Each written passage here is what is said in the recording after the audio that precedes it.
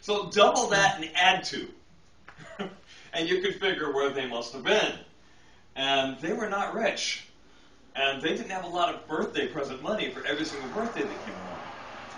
And when their birthday came for whoever it was, what they would do is all the family would call all their friends, and they'd all get together and go do whatever it is that kid wanted to do, as long as it didn't cost any money.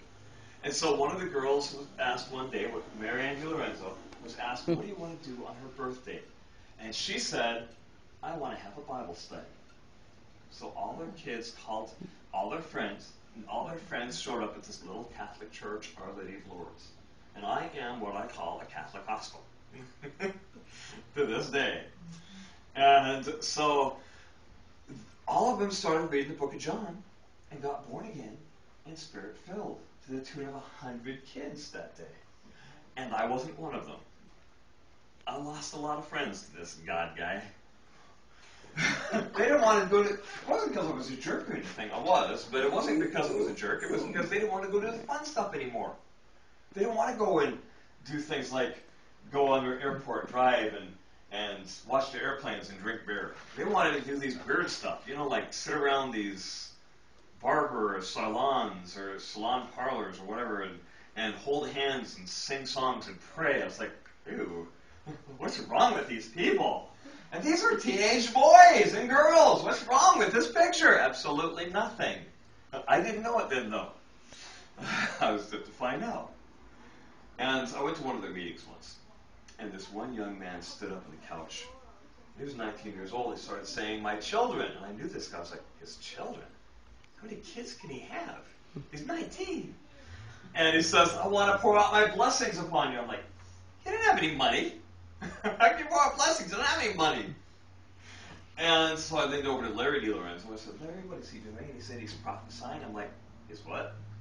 I had heard that word before. He said, it means God speaking through him. I'm like, you're weird. So I told him I were all crazy and went along my way. I have 2 sisters, one that graduated, became an accountant.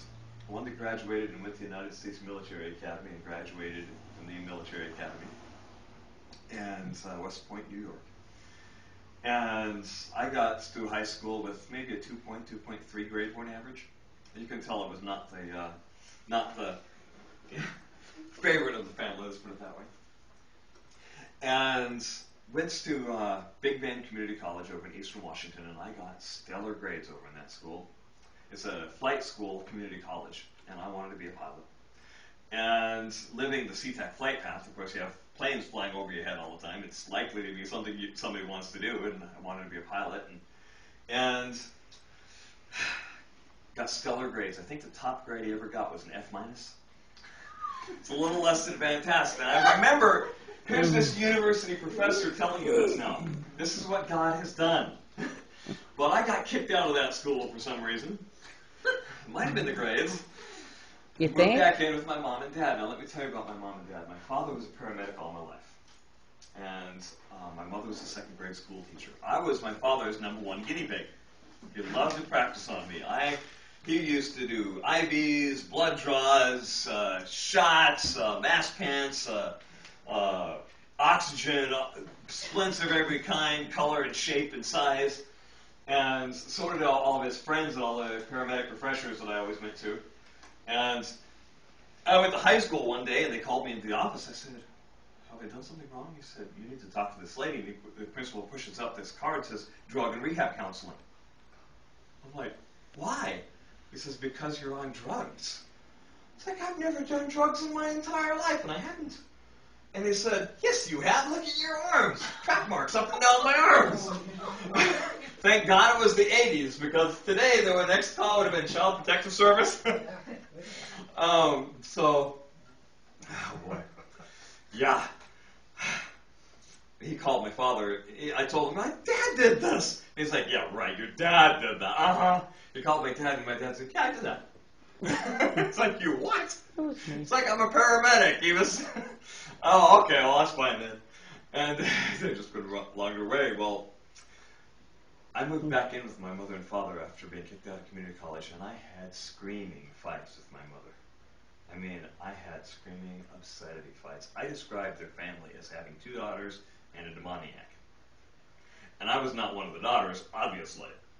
And it got so bad that on Labor Day weekend, 1985, they ran away from home. They didn't kick me out. They ran away from their home. They drove away as I was screaming at them from the driveway. And they weren't going to tell me they were ever going to be back. They didn't want to talk to me. They didn't want to know they had a son because they didn't. They had this demonic thing that was living in their house. And they drove away, and I went to bed. And I got up about 2 a.m. Sunday morning, and I filled up a needle from my father's medical supplies full of Lysol from underneath my parents' sink. And I proceeded to inject it into this vein, in this arm right here. This is absolutely a true story.